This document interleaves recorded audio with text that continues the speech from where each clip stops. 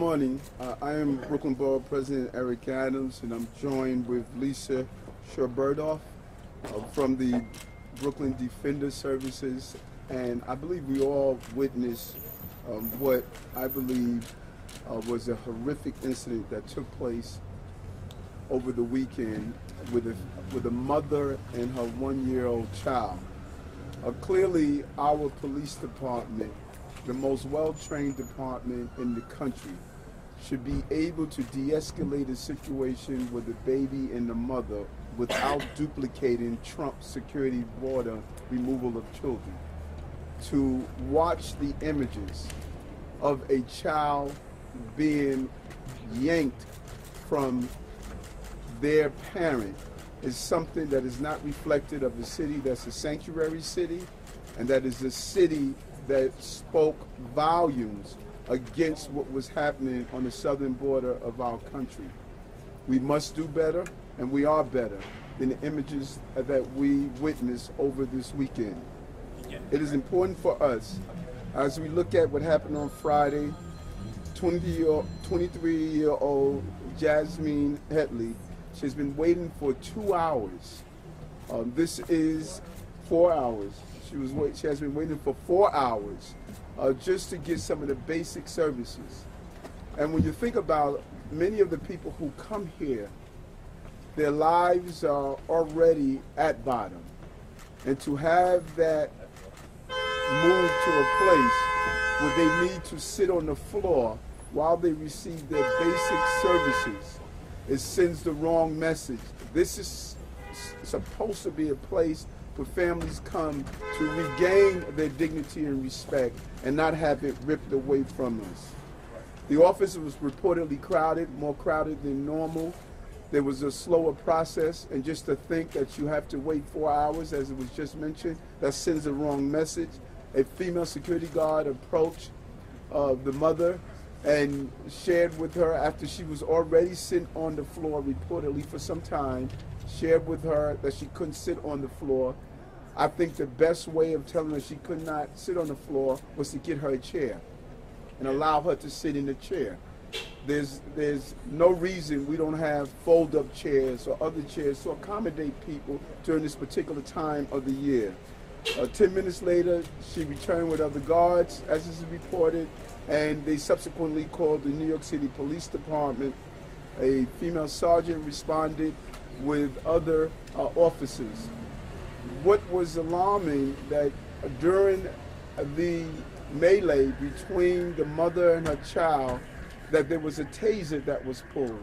I don't quite understand what police procedure would cause for a taser to be pulled and pointed at the crowd and pointed at the child as well, and children who were there as well.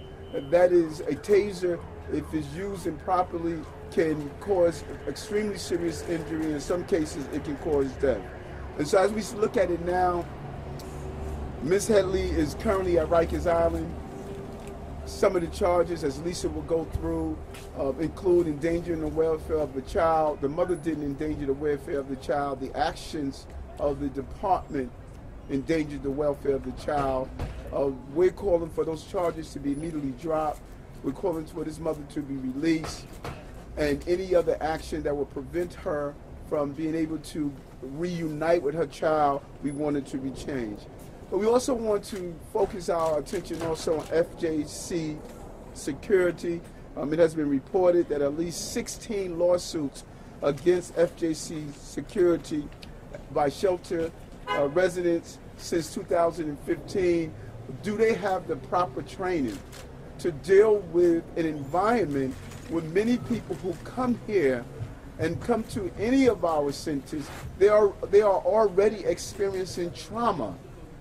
They are already experiencing beliefs that the city and the state and the country have abandoned them. And our services can't be a continuation of that abandonment. And if the security personnel here do not possess the basic level of de-escalation skills, then they should not have that contracts. These contracts should be in review, because the mere fact you call the police on the person who's merely sitting on the floor, that action in itself is an escalation, not a de-escalation, and should not be used in this manner. The police should not be a tool to further exacerbate a situation between the public who's seeking some type of assistance. So we have some real questions that we're asking. What is the role of HRA police? They are supposed to receive this training. They are supposed to be able to respond in a more appropriate fashion. What accommodation does HRA make to ensure that young mothers with children who are their clients are appropriately cared for? What does HRA do when you get an unexpected surge? This is not new. This should not be a surprise. We know our numbers are high.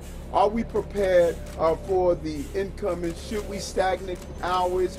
Should we allow people to utilize technology and give them windows of opportunity to be able to come pick up their support that they're looking for? No one should have to wait 4 hours to receive city services. That is an indictment on the entire process. And what triggers the calling of NYPD by HRA police or by those who are responsible? Why was a taser pulled? And I have reached out to Commissioner Banks this morning, and we're going to meet to go through a full review of what took place. I'm going to assemble together representatives from the NYPD as well as from HRA to sit down and ensure that this does not happen again. We're better than this. And this is a blemish on our entire city. Anytime our well-trained police officers cannot de-escalate a situation between mother and child without looking like Border Patrol police snatching away babies and children, that says that we're not doing what we need to do correctly. This should have never happened in this fashion, and those images will be permanently part of the conversation when we talk about the fair treatment of children in the city. And then when you add this incident with the incident that took place in the Bronx, where a mother was handcuffed to the bed while she gave birth, and for the officers to state that police department procedures are higher than the procedures and the laws that are passed in this city, that sends the wrong message that our officers must understand. We're never larger than the laws, we're never bigger than the laws, and we must always respond to these incidents around mothers and children with the level of compassion that is needed. Take a moment, pause, think through before you escalate a situation. The goal is de-escalation, and we did not see that on both of these encounters. And so I want to, before answering any question, I want to allow Lisa and our office, we have done so many things together around these topics with the Brooklyn Defender Service, and have her sort of give you an overview. She has been interacting with the family, and she is intimately involved in what is happening with the family, and she was just give an overview of the situation. Lisa, thank you. First of all, I want to thank Eric Adams, Borough President Eric Adams, for his always timely and adamant support on behalf of Brooklyn residents, particularly in incidences that involve the police department. And I think he's shown a lot of leadership in reform of many procedures that New York City sees with its police, and I think we all really owe him a great debt of gratitude for all that he has done. It is an appalling situation that our client came upon right here on Friday. What happened to her was that, her child care benefit that she received so that she could go to work was cut off in a way that she was unfamiliar of why it happened. She had to take a day off of work to come down here to try to straighten this out. She was down here with her infant because she had no place to bring her infant, and she brought him here so that she could find out what was going wrong, so she could get him back into daycare so she could go back to work. She had to take a day off to do that, and she got here at 9 in the morning, and there was not enough seats. Now, as you just heard, there's been quite a bit of overcrowding in many of these facilities, in part due to, I think, some closures, but there was not enough seating. I think a lot of people had no place to sit, and she was sitting on the floor. She was asked to move multiple times. There was no place to go, and the security, I guess, decided to call 911. Now, I agree, of course, that was the worst option that they could have used. When people come to this office, they're here because they're in crisis. They have a situation that they are dealing with that is important, that is life and death for them. And there are social workers that work here. This is a social services agency. There are people that are very well equipped to handle situations where things are difficult, including opening a folding chair, but even short of that, giving somebody an option of somebody to talk to, or even somebody who's not a law enforcement intervening. And that's not what happened. Instead, they escalated the situation by bringing the police department in. I'm sure that most of you have seen the video, but just in case anybody who hears this press conference did not, the video was taken by people who happen to be in the same waiting area, and it starts with the police yanking our client's child out of her arms while she's on the floor, as she's screaming, my baby, you're hurting my baby." And instead of stopping and calming and, just relaxing for a minute and thinking about a solution, which after watching it myself, I'm sure could have been handled, they continued and continued and continued to take that baby. And it was a violent encounter where the child was being used as a pawn. And it is very, very disturbing to watch it, and it is reminiscent of what has happened to even some of our clients at the border. And so what happened then was they arrested Miss Headley. Now, Miss Headley was charged with obstructing governmental administration, and she's charged with endangering the welfare of her child, which is absurd. But the thing that I want to make really clear is that because of that charge, when she came to court, the district attorney asked for, and the judge issued a full order of protection, which means that Miss Headley is not able to see her child right now for an incident that she didn't do anything to her child nor endanger her child in any way. Now, I have a lot of confidence that that part of it might get resolved, and she's currently at Rikers Island due to something unrelated to this, but having to do with a misunderstanding of something that happened in New Jersey. But she's not a person with a long criminal record or anything like that. This is really a one-of-a-kind situation. And when she got arrested, ACS then had to take her child. And now ACS did give the child to the grandmother of the child, Miss Headley's mother. And Miss Headley's mother also has a job, and Miss Headley's mother has to go to work tomorrow. And the child will then have to be watched by the child's great-grandmother. And by the way, the one issue, which is the child care of this young child, has not been resolved because Miss Headley was forced to leave this center.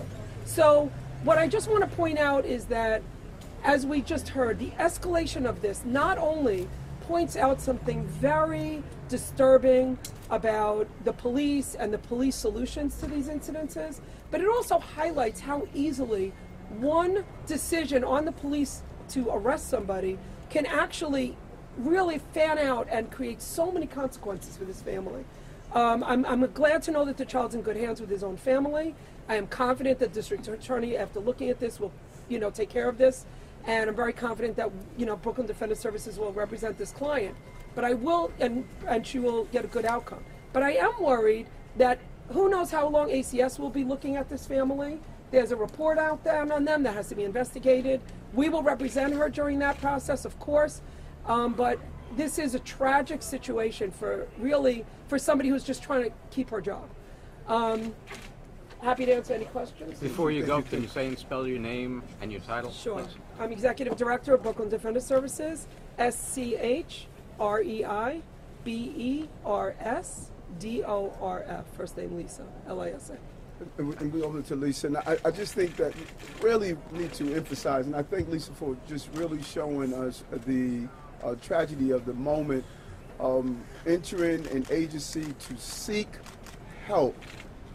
Not only did she failed to get that help.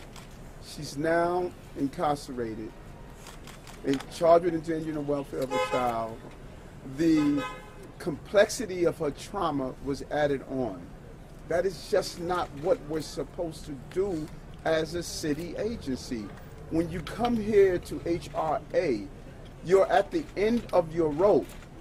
You have nowhere else to go. This is where you're supposed to go to get the opportunity just to normalize your life.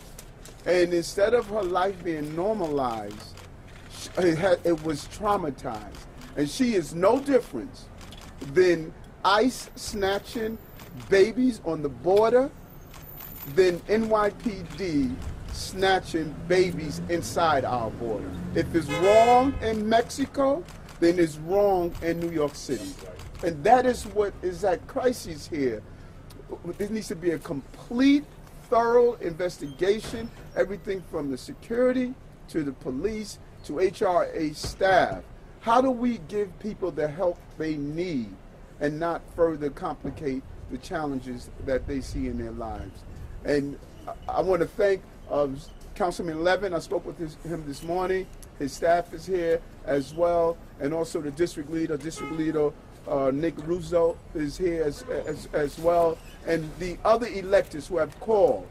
We were responding to this at 1:30 this morning of seeing how we could assist this family. And this is one of many families during this time of the year. During this time of the year is a challenging time of the year of families. I knew that from policing. It's a very challenging time of the year. This is one of the highest level of security of people who commit suicide. Happens this time of the year. People are broken this time of the year. And to add to that brokenness should not be the role of the city. And so we not only do we want answers, we want real reforms to prevent this from happening again. We're answering any questions to Lisa or myself. I just wanted to add one more thing. I really want to thank all the people that were present in the waiting room who decided to open up their phone and peacefully record this. But for those recordings, we do not know how this would come out in court or what this would look like to the public. It's a real opportunity, and I really want to applaud those people because they did that in a very peaceful manner and in a way that didn't further escalate a bad situation, but allowed us to have this conversation now. Thank you. I wasn't the officer charged with Hold on, brother. Let me get from the press, and then we'll talk later. As an experienced police captain, what could have or should have happened to de-escalate that situation? That's so important because far too often a police leaves the precinct with a toolbox full of tools on how to de-escalate situations. When you go to economically challenging communities, you don't use those tools, you just use a hammer.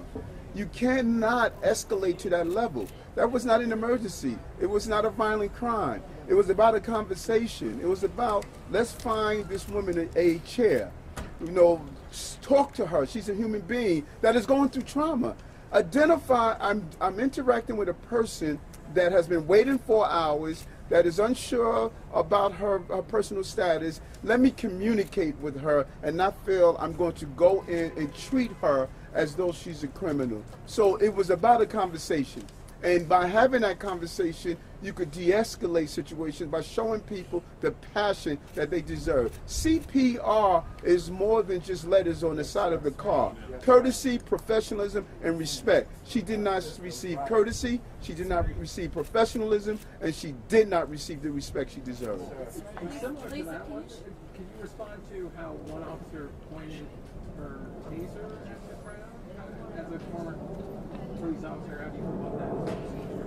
A taser is an excellent tool of dealing with a violent, emotionally disturbed person. There was nothing in that scenario that showed that we had to point the taser at the crowd or point the taser at children who was in the crowd, because there's only one shot to that taser. So I don't know how is that considered crowd control. And it's imperative that if there's no full understanding and instructions of having that taser, then we need to do so. And this type of training of de-escalation and dealing with people in crisis, it needs to be something that's repeatedly done in the police department. We can never lose sight of that. Soon as as soon as I pull up as a police officer to this incident, I'm saying to myself, I'm going to deal with the person that's in crisis. And so I have to change my posture to say, how do I deal with a person with crisis? Not how do I deal with a person that's a criminal. This mother was not a criminal. She was in crisis, and we made her crisis worse. Ashley?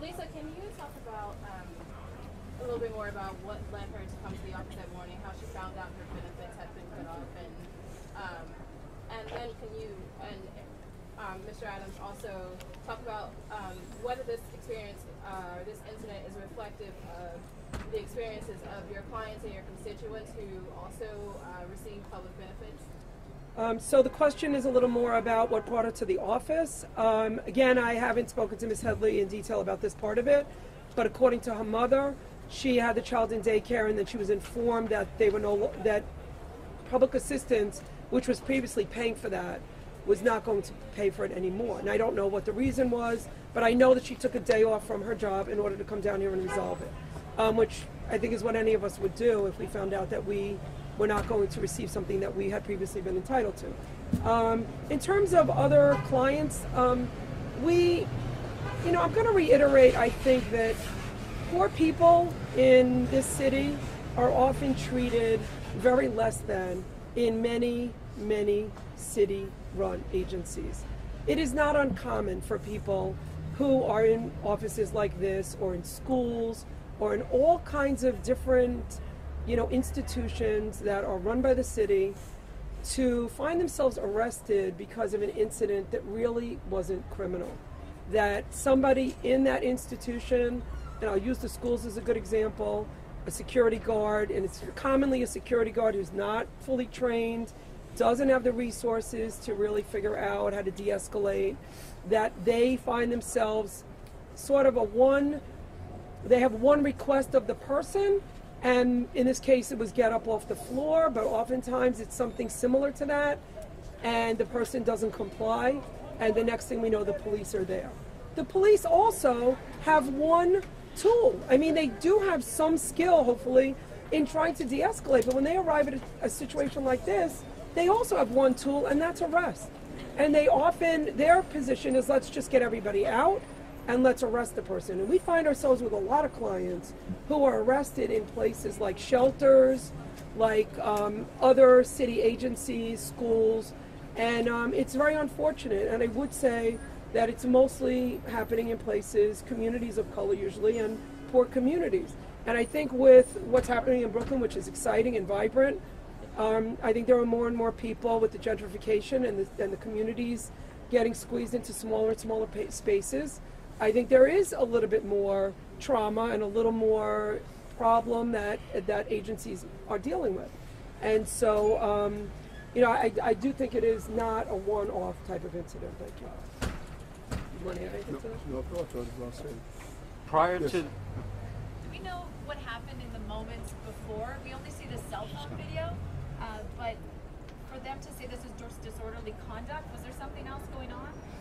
Well, whenever you see disorderly conduct, resisting arrest, obstruction of governmental administration, right away, a red flag pops up. Because those are tools and crimes normally used when someone did not commit a crime and we want to justify our actions. No matter what happened before that, no one was injured. There is no police procedure that would require police officers responding to a dispute to yank a child out of a mother's hand unless that child was in immediate danger and threat. Sitting on the floor is not a 7 major crime category. She should not have been treated that way. To your knowledge, were there any social workers or counselors on site that could have stepped in to de-escalate? I think that's an excellent question. Anytime I believe for a non-violent encounter that the police or security is interacting with a client, a social worker should come in and be the bridge between that interaction, because we are dealing with people who are in crisis. And so the social workers should make the determination of how do we address this. They should have been the one talking to this mother, finding out her needs, hearing her complaints. I've been here for 4 hours. I don't know what is my outcome. And just really talking her through the moment. We have reached this point of saying people don't deserve that because of their economic status. And that is not true. And I think Lisa is really saying, when we start to do an analysis, how many of our the arrests that are made in our schools, in these centers, in different locations, are merely because people are in crisis and no one is taking the time to listen to them. And so the numbers speak for itself, and that's part of the analysis that needs to be done, and look at the disorderly conduct, resisting arrest, governmental administration, and see how many of them were born out of an incident like this. Take away the video from this, we have a mother in Rikers Island that no one is really listening to, where her child is taken from her. And what specific reforms would you offer to make sure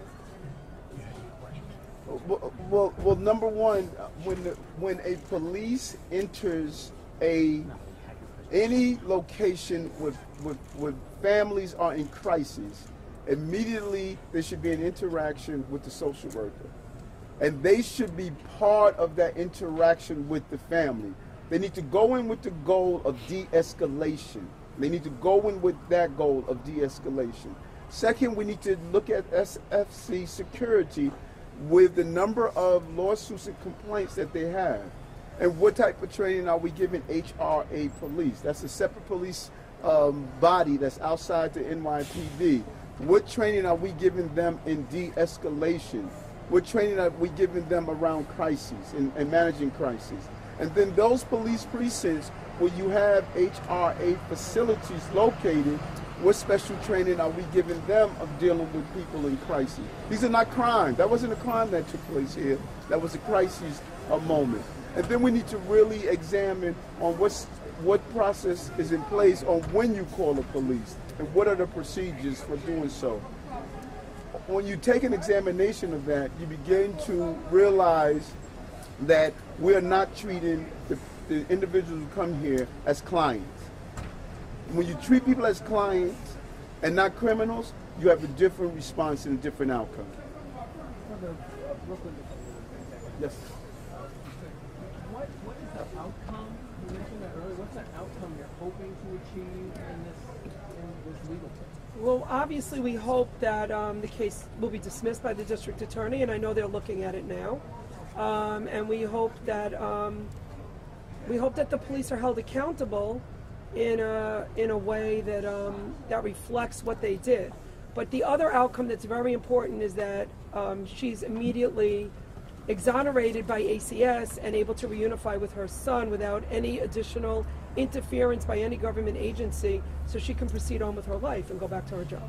Is there any outcome is there any aspect of this case that you hope could somehow set a precedent that would prevent incidents of this nature happening going forward? I would actually really like the city to look at its procedures when these kind of incidences happen in all kinds of city agencies, beyond just HRA.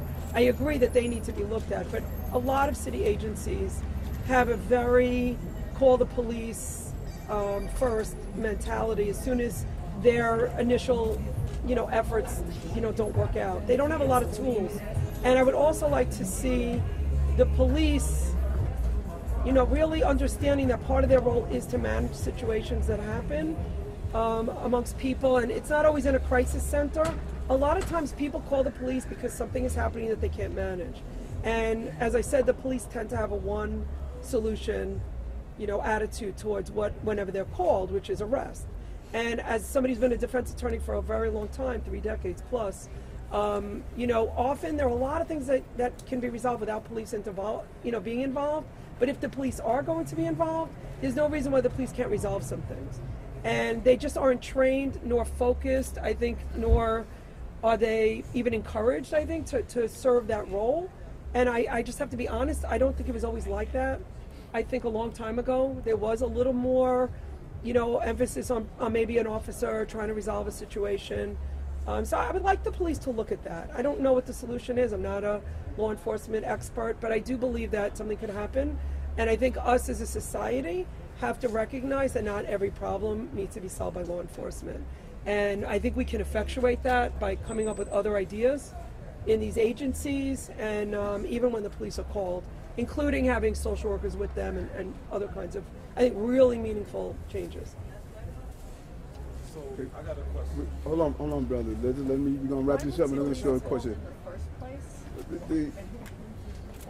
Okay, and we also joined by Bishop Maldonado, one of our clergy leaders, and I want to thank him.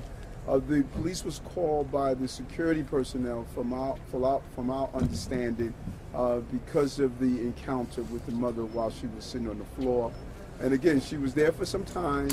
Then they made the determination that they didn't want her to sit on the floor. There was nowhere else to go. Standing 4 hours holding a child can be extremely intense. And so the police responded to the call. And so I think the breakdown was on why the call was made. Why did we feel the police was there instead of calling one of the social workers who was here? And then once the police got there, it just spiraled out of control. Okay, thank you. Thank you.